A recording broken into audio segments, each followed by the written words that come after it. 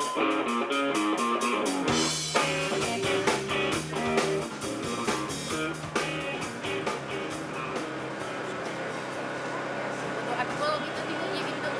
deň, milí priatelia, milé dámy, vážení páni. Chcel by som povedať pár slov tomuto pánovi, ktorý sedí naproti mne v budove magistrátu, pánovi primátorovi Valovi. Totižto ja si myslím, že Bratislava už hodne dlho, už druhé volebné obdobie, trpí práve jeho primátorovaním. Je to asi... Ja mám pomerne dosť veľa rokov a zažil som desiatky primátorov a môžem povedať, že horšieho primátora, ako je pán Valo, som nezažil. A poviem aj prečo. Jeho politika nepomáha občanom Bratislavy, ale práve naopak škodí. A vo všetkom, čo robí, zvýšené dane, parkovanie, parkovacie miesta, parkovacia politika. O tých prúdoch, ktoré vymyslel pán primátor Valo, ani nehovoriac. Rozprával som sa s odborníkmi z dopravného inšpektorátu, rozprával som sa s vodičmi mnohými. To, čo urobil pán Valo, sa dá nazvať diletantstvo. Nie je možné, aby, a teraz vám niečo prečítam práve z tých argumentov, ktoré sú proti tomu, a kde porušil zákon.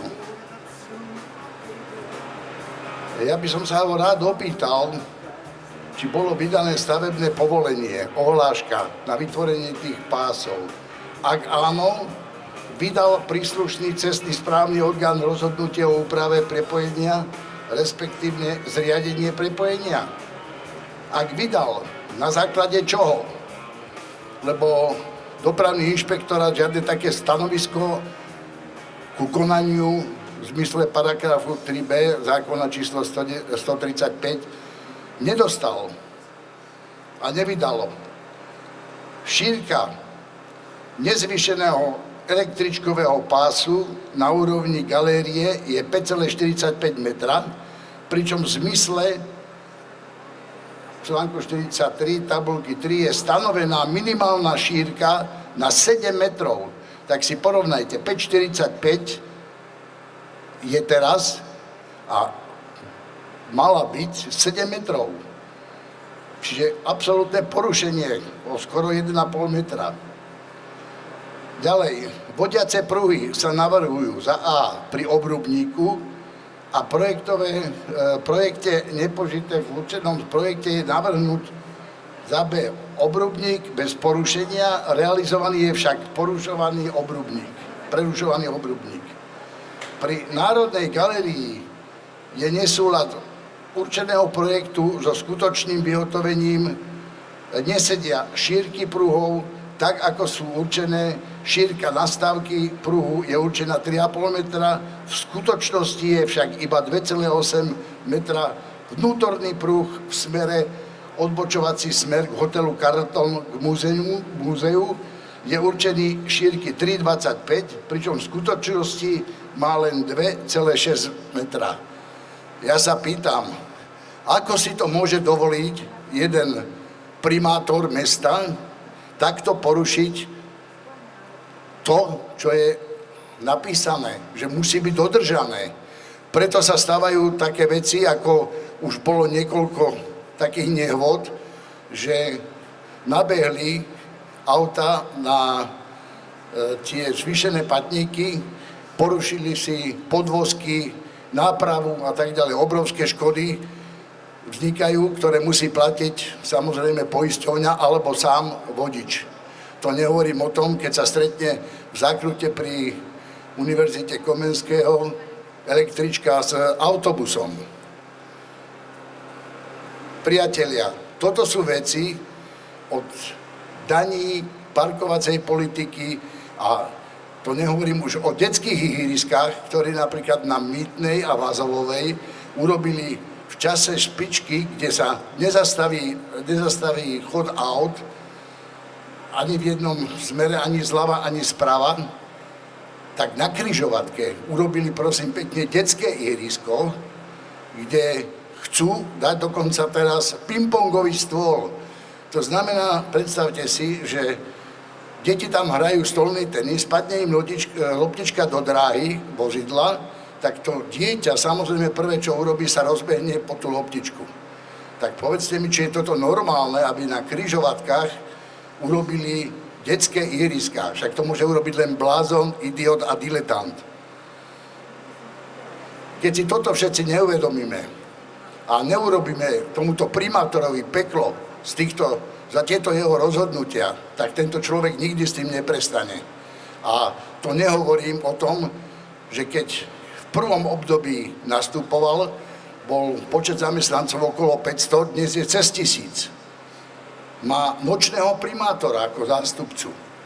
Proste naše peniaze, ktoré platíme mestu, idú do vrecák jeho verných. A toto je normálne? Priatelia, je najvyšší čas, aby sme urobili nejaké zásahy voči tomuto diletantovi a celému magistrátu. Zatiaľ vám ďakujem a pozývam k mikrofónu kolegu Štefana Astera. Vážení spoluobčania, vážení bratislavčania, vážení návštevníci mesta Bratislavy. Ja ako bratislavčan a hrdý bratislavčan, ktorý mám rád toto mesto, mám rád týchto ľudí, by som chcel vyjadriť veľký protest proti tomu, čo sa tu pácha na obyvateľov. A protestujem proti úpravám a proti šikanovaniu obyčajného človeka.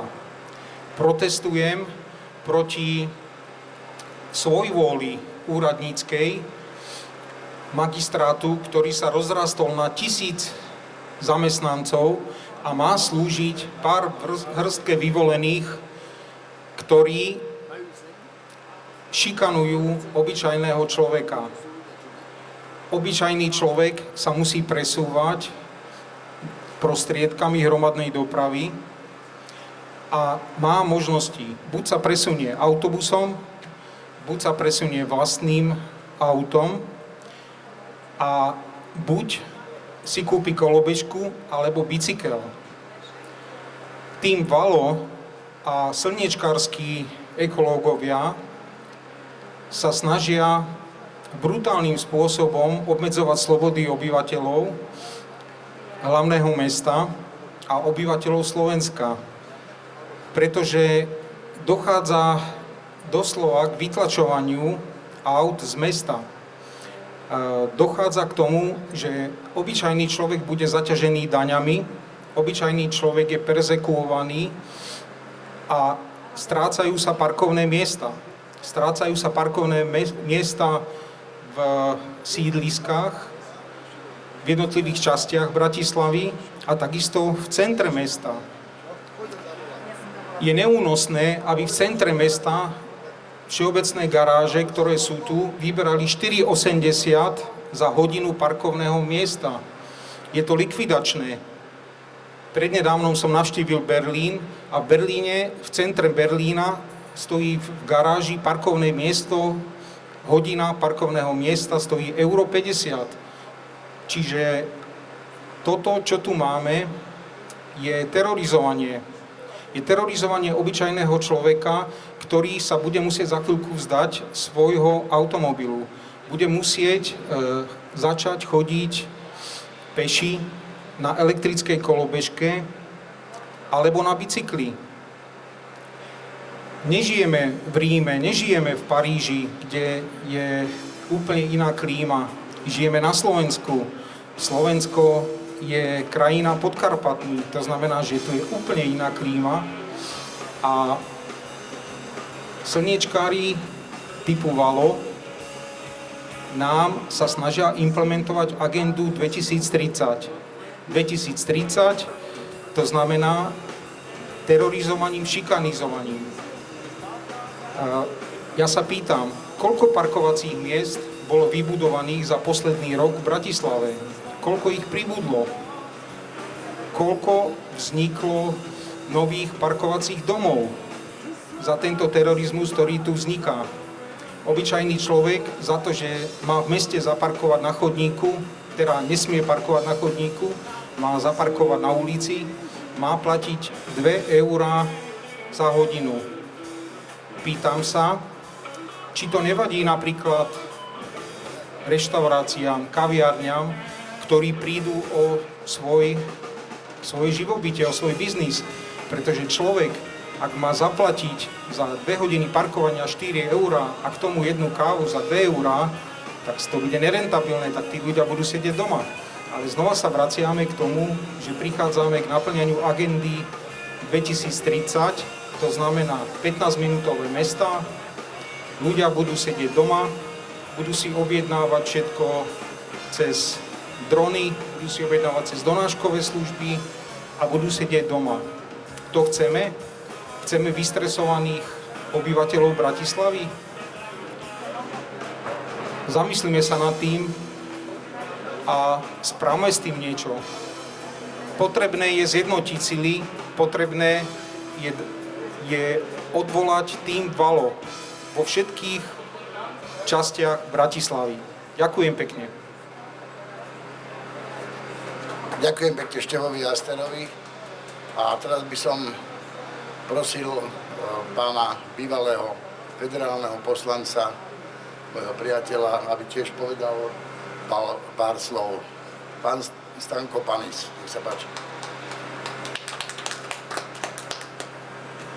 No, prajem vám príjemný deň, aj keď prší, ale rozhodne myslím si, že je najvyšší čas, aby sme my, ktorí tu žijeme v Bratislave, pochopili, že Bratislava pre obyvateľov tohto mesta by nemala byť, teda jej predstavitelia by nemali byť proti ním.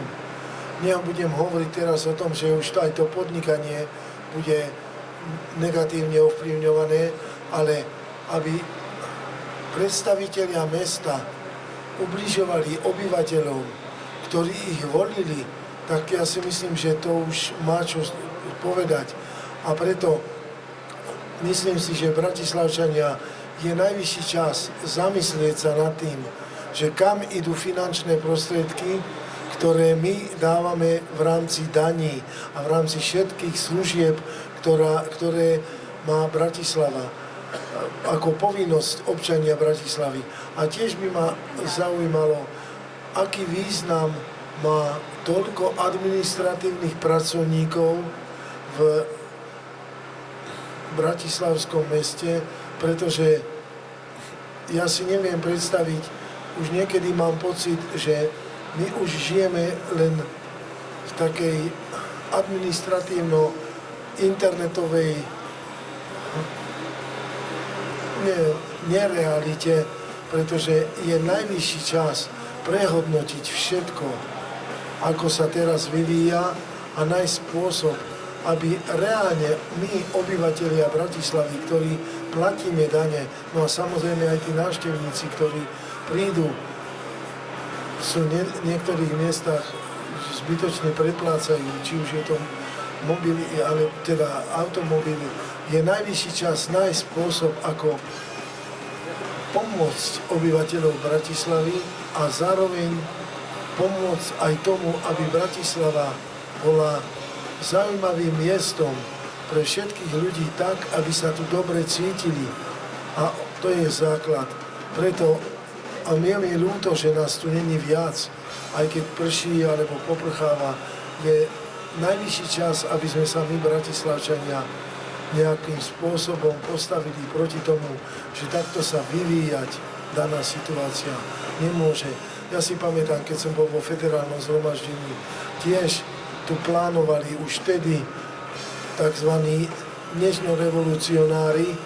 Ja mal som tedy 40 rokov a bol som prekvapený, ako chcú už vtedy ničiť v ekonomickej rovine našu krásnu krajinu.